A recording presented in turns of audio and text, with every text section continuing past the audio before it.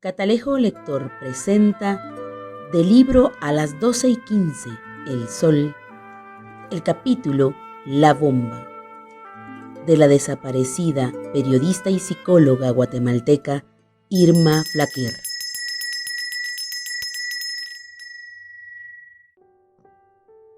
La psicóloga y periodista Irma Flaquer Azurdia nació en la ciudad de Guatemala el 5 de septiembre de 1938 y desapareció el 16 de octubre de 1980.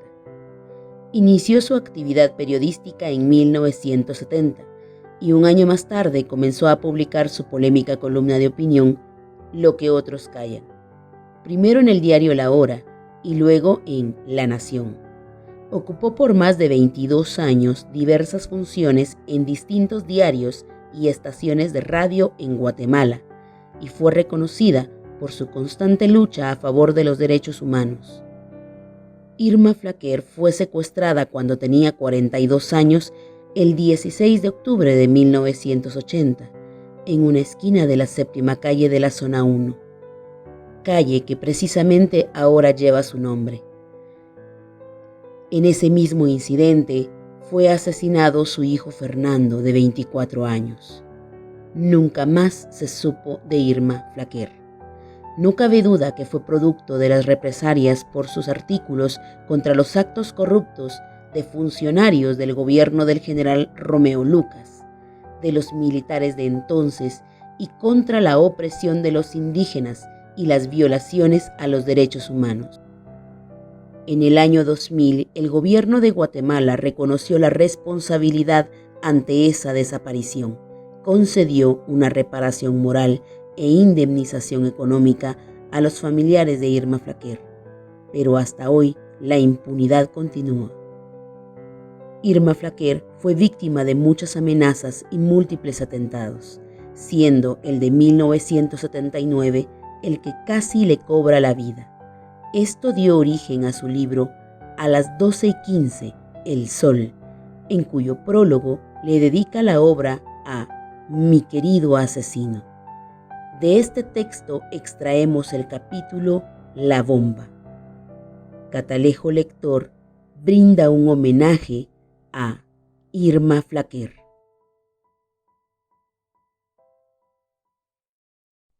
La Bomba. Dejé la farmacia con un cargamento de cremas y vitaminas. Había de cuidar de mi salud y mi aspecto. Trabajar arduamente no es excusa para que una persona se descuide, sobre todo una mujer. Subí a mi automóvil deportivo. Mientras me dirigía a mi casa, pensaba que no me caería mal entrar a un gimnasio. Algunas horas en estos superficiales quehaceres me ayudarían a pensar menos en el dolor de mis compatriotas. No podía continuar así, escribiendo, pensando, llorando, mientras mi depresión aumentaba. Se crecía también mi agresividad. Cada asesinato era un acicate a mi virulencia. Imposible callar, imposible contener la indignación que yo externaba en forma de artículos periodísticos. Nada importaba ya. Todo, afectos, familia, salud, reposo, era relegado a un segundo término. En mi mente no había más que un pensamiento: asesinatos. Y ese tenaz pensamiento prestaba a mi endeble organismo energías de gigante. Hubiese dado cualquier cosa, mi propia vida, por encontrar solución a los problemas de mi país. Demasiados hombres sostenían que la única manera de arreglarlo todo era matar a quienes se opusieran a un cambio que juzgaban indispensable. Eché una mirada al reloj. Las 12:15. Tenía que darme prisa para llegar a tiempo a la cita que había concertado en mi casa, con un grupo de mujeres humildes cuyos hijos habían desaparecido misteriosamente. Deseaban mi intervención ante el presidente de la República, pues temían por sus vidas. Esta situación me amargaba. Mi impotencia me hacía sufrir. Fue entonces que sucedió.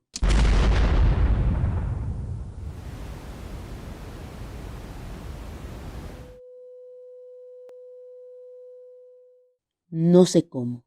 De repente, la cabeza me había estallado. No oía nada. Vi rojo. Probablemente tenía el rostro cubierto por mi sangre.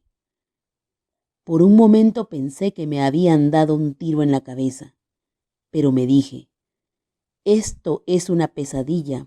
Si me hubiesen dado en la cabeza, yo ya estaría muerta y no podría pensar con tanta claridad. Quedé ciega. Sabía que tenía los ojos abiertos. Sin embargo, no veía a pesar de mis esfuerzos. El instinto de conservación me pedía hacer algo. El automóvil continuaba a peligrosa velocidad. Tuve miedo.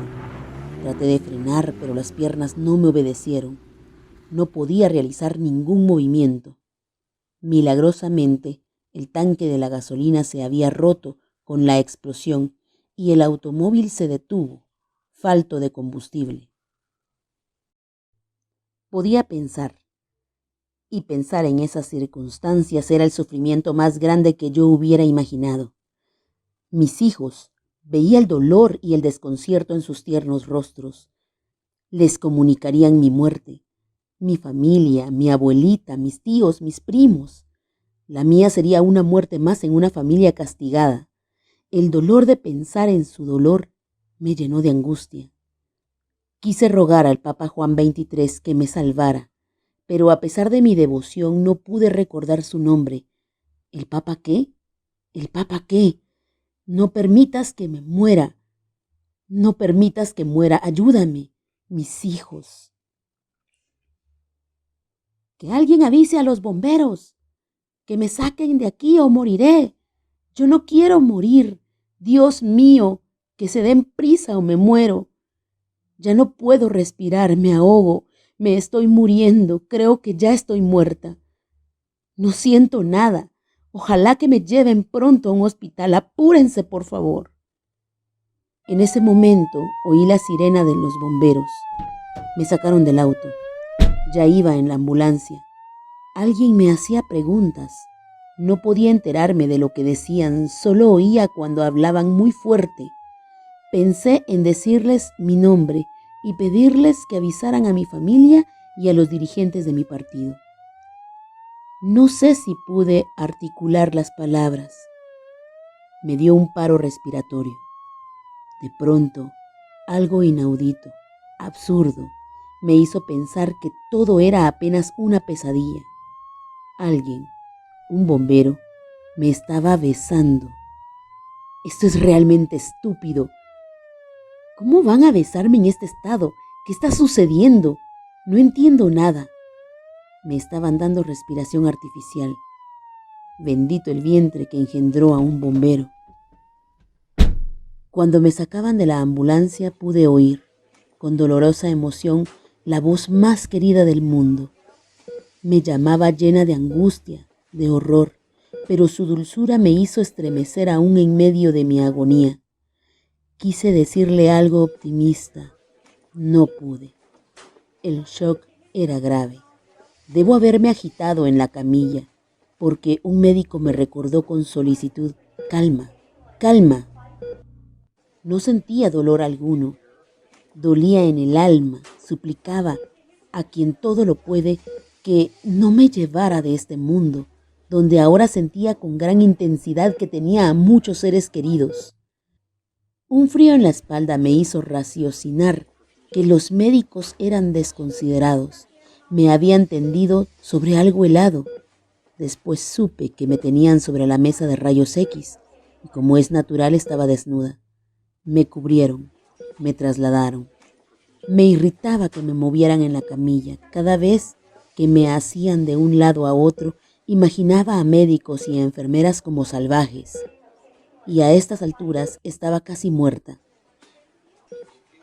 Habían cesado mis funciones vitales. No me percaté de que había a mi alrededor gran cantidad de gente: médicos, enfermeras, familiares, compañeros del partido, ministros, policías. Quién sabe si hasta mis propios asesinos rondaban la camilla. Luchaba por vivir un poco más. Me trasladaron, me descubrieron. Los médicos sacaban las esquirlas. Me suturaron las heridas. Una sonda en el pulmón hacía por salvarme la vida. Mi gravedad y la presencia de muchas personas importantes traían a los médicos de cabeza. Llegaron mis hijos. En el hospital se pensaba que yo moriría. Mis hijos debían estar allí. Al hospital fueron, con sus caritas angustiadas, desconcertadas ante el ir y venir de tanta gente, asustados pero sin llegar a comprender. Les hablaron, tratando de hacerles entender que se quedarían sin madre. No sé qué pensarían ellos. Nunca he tenido el valor suficiente para preguntarles. Pero yo pensaba en la forma absurda y estúpida en que iban a quedar huérfanos. Pensaba, y ese pensamiento me hizo sufrir, que mi muerte iba a envenenar sus tiernos corazones con la ponzoña del rencor, y yo no quería que mis hijos conocieran el odio. Me descubrieron, me trasladaron. Trataba de aprehender lo que estaba pasando a mi alrededor. Mis ojos abiertos no podían concentrarse en las imágenes. Giraban en las órbitas desconectadas del cerebro por el shock. Solo de vez en cuando aparecían rostros conocidos, pero los veía desfigurados, alargados como sombras, enormes, muy altos, inclinados sobre la camilla, viéndome fijamente, como tratando de ayudarme a reconocerlos. En medio de mi agonía pude adivinar un rostro familiar. Mi temor se apaciguaba. Aquí están, no me van a dejar sola. Me trasladaron. Y entonces pensaba que me tenían desnuda, que estaba expuesta ante la mirada de ojos extraños. Una corriente de aire recorrió mis senos, acentuando mi vergüenza. No podía efectuar ningún movimiento. Recé porque a alguien se le ocurriera cubrirme. Otro paro respiratorio. Cese de funciones vitales. Cuando ya quedaban pocas esperanzas, vi que me acercaban una mascarilla a la boca. Vaya, me van a dar anestesia. Eso quiere decir que al fin me van a sacar la bala de la cabeza. Aspiré profundamente, tratando de colaborar. Era oxígeno. Y volví a la vida. Doctor, ¿estoy muy grave? No, ya pasó lo peor. ¿Sabe lo que le sucedió? Sí, me dieron un tiro en la cabeza. No, le pusieron una bomba. No, doctor, me dieron un balazo en la cabeza. Yo lo vi. Bueno, ¿cómo se llama usted? Irma Flaquer. ¿Cuántos hijos tiene? 2. ¿Cómo se llaman? Fernando y Sergio. Trate de mover los pies. Muy bien. Ahora las manos. Bueno. Doctor, ¿por qué me cuesta tanto respirar? Algunas esquirlas de la granada le perforaron el pulmón. Si quiere curarse, trate de toser con fuerza para sacar la sangre. Le pusimos un sello de agua y eso le va a molestar un poco, pero tenga paciencia, porque la sonda sirve para extraerle la sangre que tiene acumulada en la pleura y que le dificulta la respiración.